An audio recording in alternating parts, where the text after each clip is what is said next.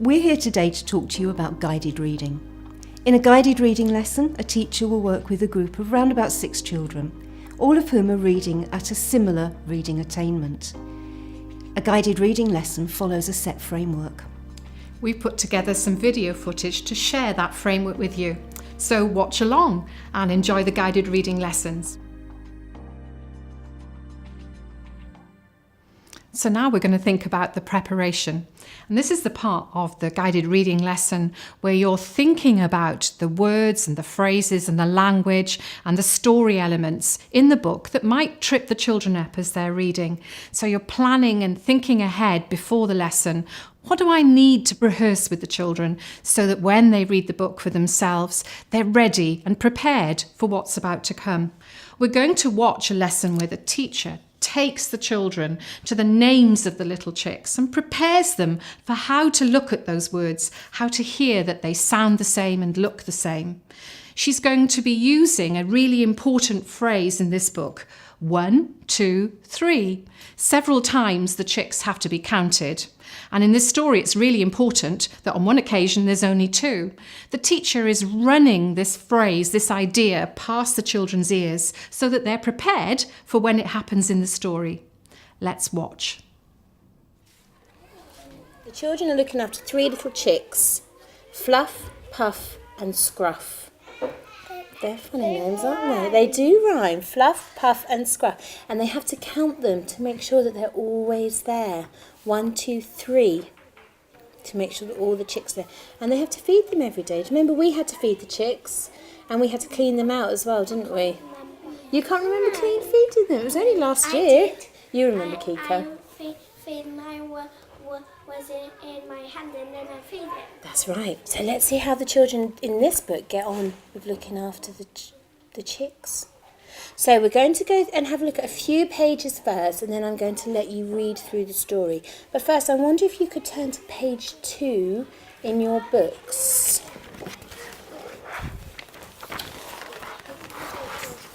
So it's looking like this. So can we see the little girl? She's got her school uniform on. Her name is Zara, and she's feeding the chicks. Where do the chicks live, Eliza? And they live in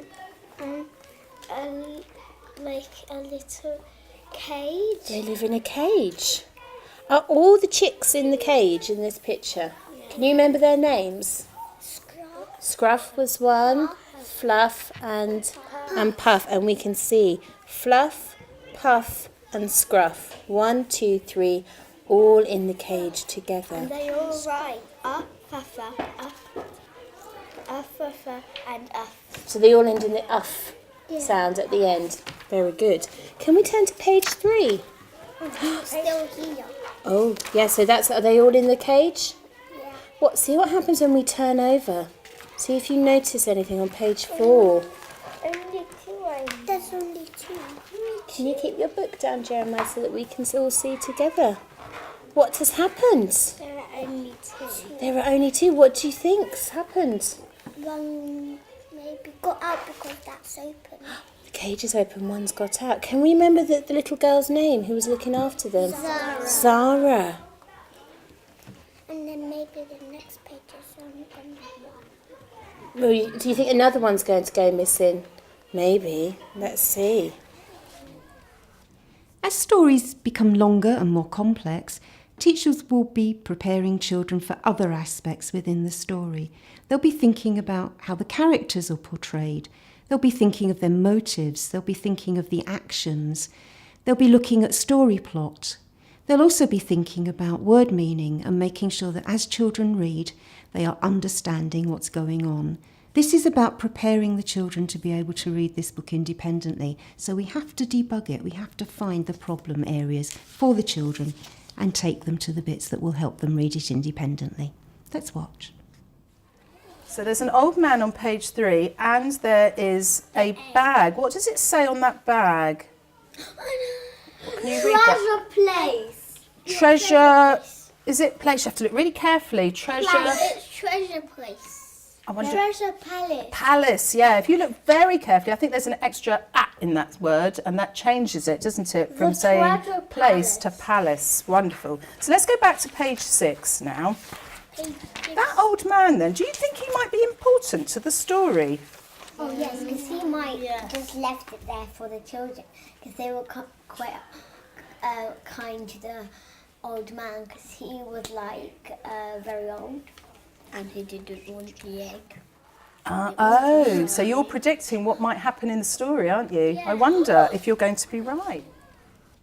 As children progress with their reading, teachers might decide to ask a question to set a purpose for the children's reading. In the clip you're about to see, the teacher ends the preparation by setting a purpose for the children to think about as they read the story. Now you're going to do some quiet reading on your own, and as you read the story, I want you to find out why the old man had taken the jewelled egg to the shop that's in the shopping centre. So why has that old man taken the egg to the shopping centre? And that's the question I'll be asking you at the end. So now you've prepared the children to be able to read that book independently. You've looked at all the possible challenges, you've thought about the issues that might be concerns for them, you've activated their prior knowledge, you've got their interest, they're ready to read independently.